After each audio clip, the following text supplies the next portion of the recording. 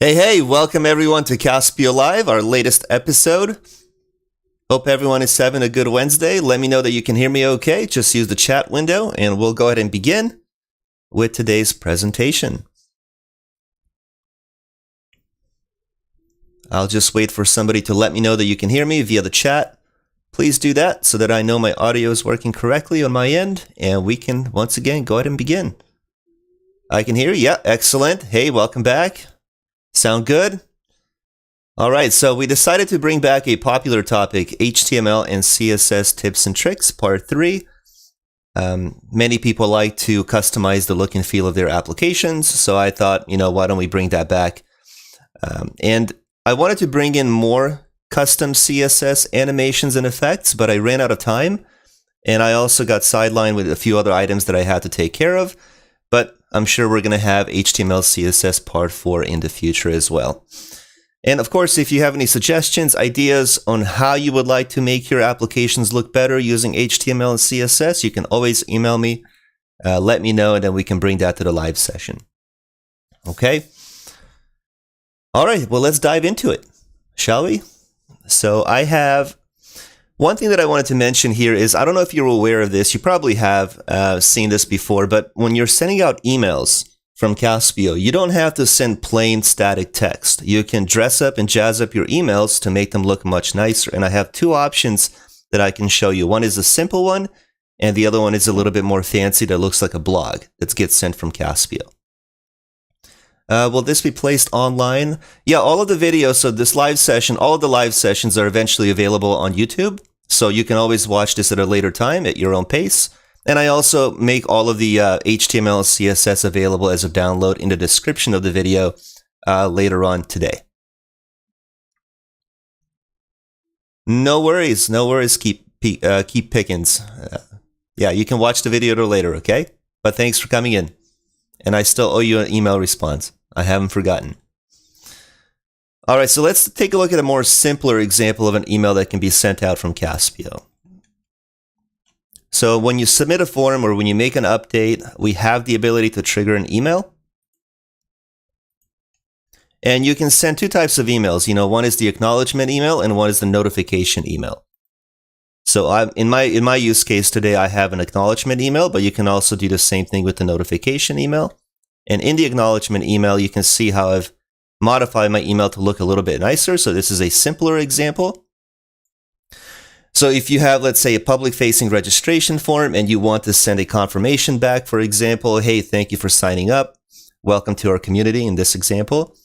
Dear first name, we are thrilled to welcome you as the newest member of the community, blah, blah, blah. You have a lot of text.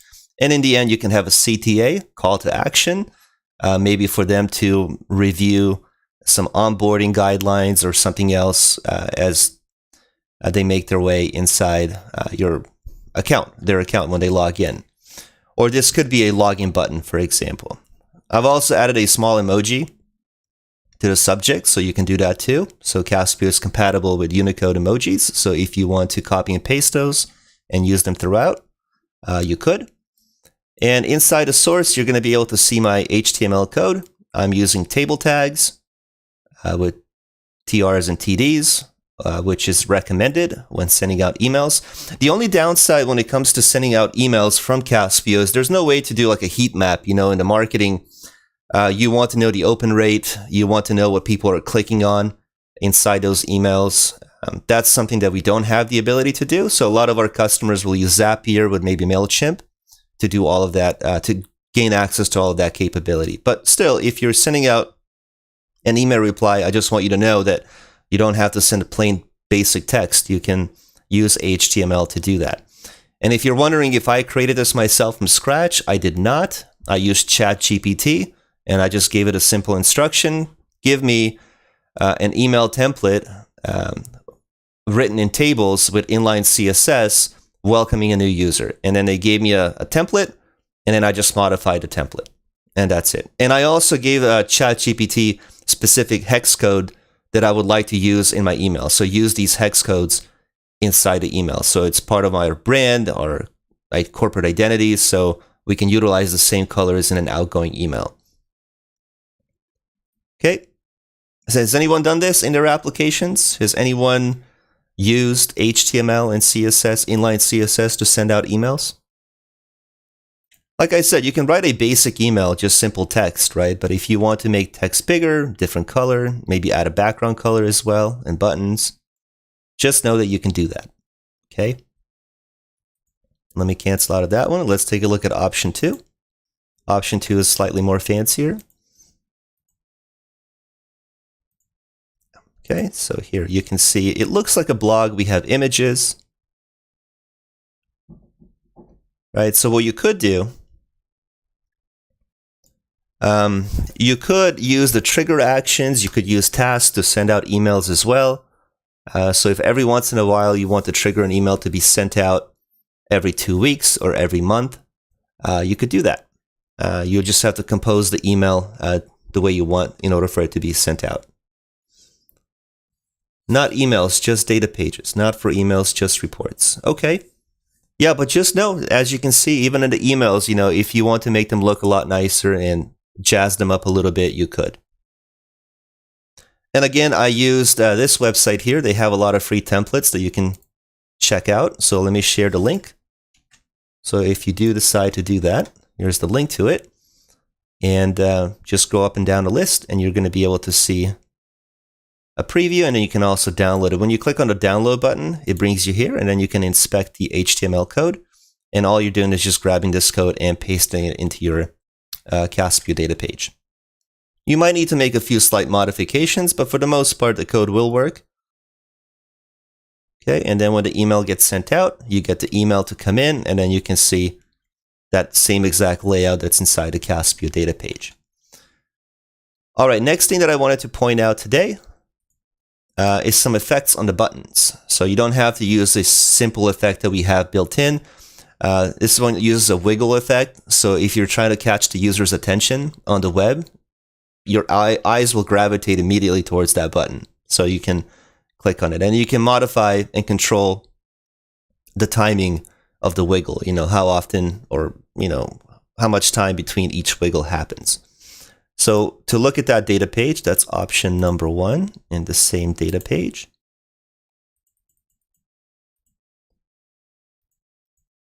Inside my header. Right, so we use the same class that's inside our style, submit button, and then we animation wiggle 2-second linear infinite, right? So infinite means forever. We have a 2-second delay, and then you can play around with the percentage in terms of how up and down you want that wiggle to go. Okay, so it's kind of cool. Maybe not for internal applications that you're developing, but if you have a public-facing form and you want to get the user's attention, you can do something like that. The second one, it could be a little bit more appropriate for internal applications. So when you hover over, we have this effect. So you know how we have a very simple one now that just has a different color when you hover over? You can have like this gradient shadow that expands around a button. And let's take a look at that one as well.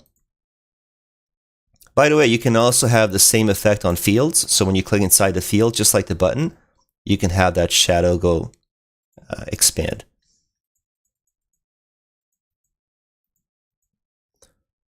So very simple effect, to do that. We have the box shadow.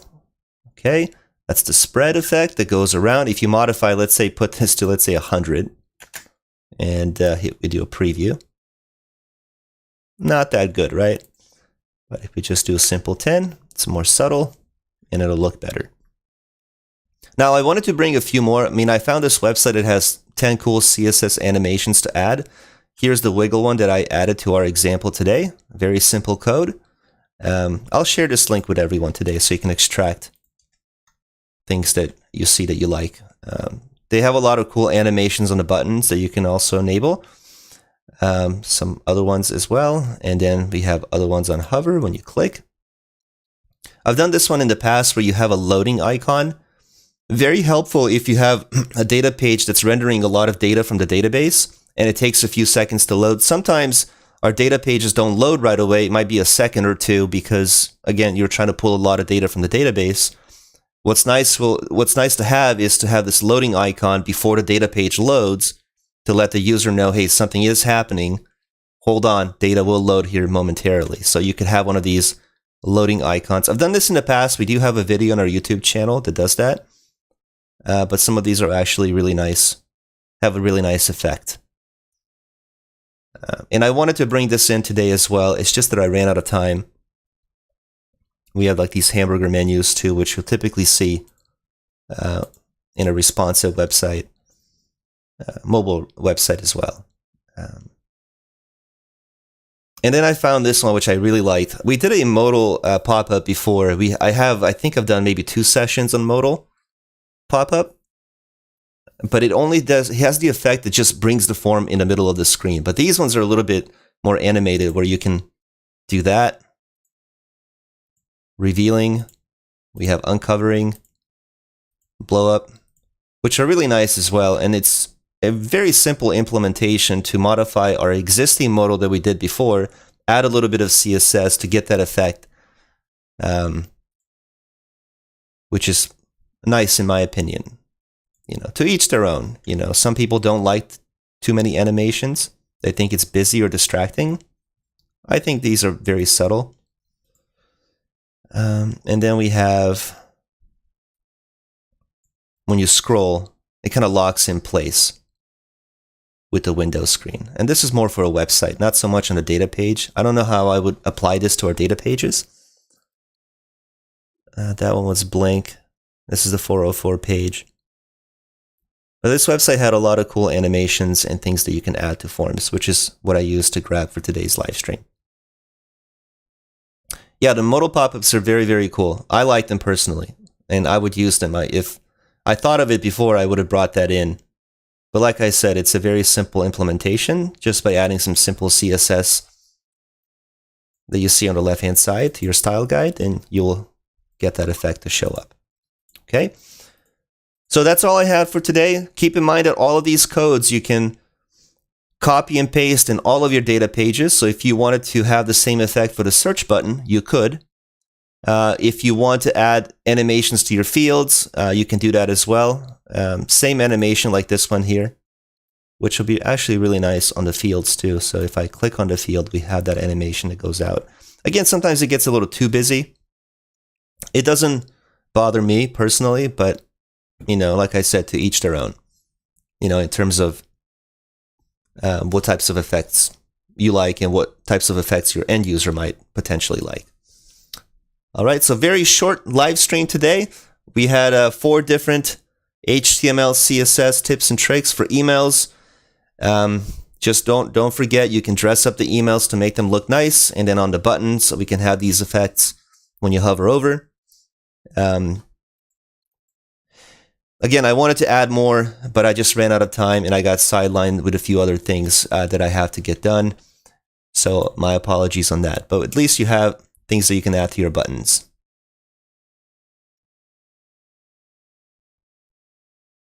Let me see, is there a way to format just one or more fields to display just that column in a particular color, font, etc.? Are you talking about just one field? If you want to just modify a single field to maybe add a different background color, you could. You could use the inspect tool. And if you click on the field, you can get the ID of that field. I think I've done this before. So if we grab the, let me just see if I can expand this here to the left so I can grab the ID. Get the ID of the field, and in the style in the header of your data page, you could do that. So if I go back, this is my option number 2. So let me go to my option number 2. Yeah, is this option number 2? Yeah. So inside the style, we can say something like this. Sorry, that's the ID. Let me just use the hashtag for ID. And then what we could do, and if I'm not talking about the same thing you're asking, just let me know. Why don't we add a background color of, I don't know, maybe 000. And we'll just put important role here just to make sure. So we get the ID of the field, background color black, so we only want to apply it to that specific field. So if I click save and I refresh my form, that field, yeah, should have a background color black. Because when you go to our style, it changes the background field color globally across all the fields, right? But if you want to target just a specific field, you could do that. Oh, I'm talking about a column in a report data page to bring the readers. Yeah, you should be able to do that as well. I might have to refer to something that I've done in the past. So what I could do is just send you a specific email, because it's a little bit more complicated than that, than on the field itself on the submission form. But yeah, I'm 100% confident that you can add a background color to a specific field. I just have to remember if it requires a little bit of JavaScript to do that. But I can promise you, I know for a fact that you can do that. But I'll send you an email, Stephen, okay? I would like to see the background to a table, to a report. Yeah, so one thing about the reports, let me pick a different application, because I don't have a report inside this demo that I created today. So let's pick my ticket management application. I think that's the most complete app that I have. So let's go to our ticket management system, data pages, and let me load this up. App examples, ticket management system. Let's log in as the customer.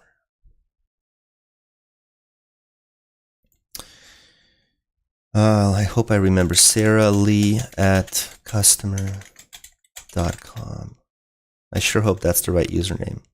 And of course, I enable two-factor authentication on this. So bear with me just for a second. Let's go to directories.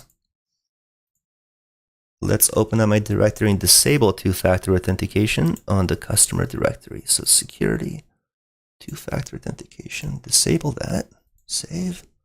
Okay, let's try that one more time. So I will just reload that link. Maybe it'll just log me in already. Yeah, because I already logged in. But I disabled two-factor authentication so I don't have to use my phone to log in. So on the reports, we covered this in the past. I've done a video where you fully modify the look and feel of a report. Background color, alternate row colors, header colors. We've done that. So I have a video. Judith, if you want, I can send you an email, a link to that video, so you can. Okay, can you do me a favor? Here's my email. For those who want to know about the background color for a single column on a report. Okay, I'll include that link as well, Judith. Okay, just send me an email requesting, hey, I want to see how to change the background color on a single column, not the entire table. But I've done a video where I show you how to manipulate some of these elements on the report, but I haven't done a video on how to change the background color on a single column. So we will cover that. Well, I will send you a separate email on how to do that.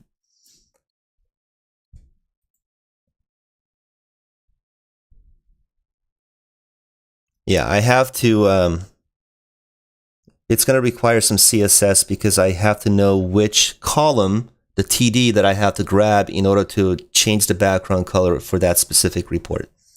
Yeah, but it's doable. I know for a fact that it can be done. I've done it before. I just haven't done it in a long time. So just rather than me sitting here troubleshooting and coding, let me just do that offline and I'll send you an email. It'll be easier. Yeah, see, things like that is very helpful for me to know what people are looking to do. So if you have some ideas on what you're hoping to get done in terms of maybe some JavaScript, CSS, send me an email. We'll definitely bring that to the live stream, okay? Yeah, I try to think of many things that could help, but even I struggle sometimes because I don't know what the needs are for different use cases.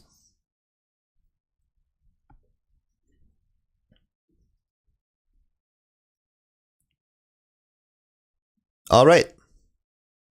Next week, we're going to be building a Craigslist clone from scratch. Okay, so it's going to be a classifieds type application where users can post items that they're selling. Publicly, we can search for those items. We can contact the seller.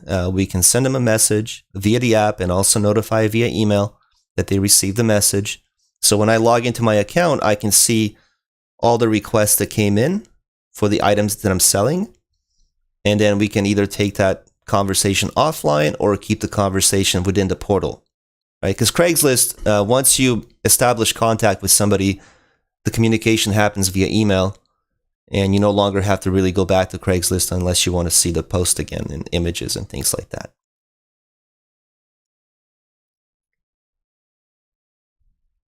Okay.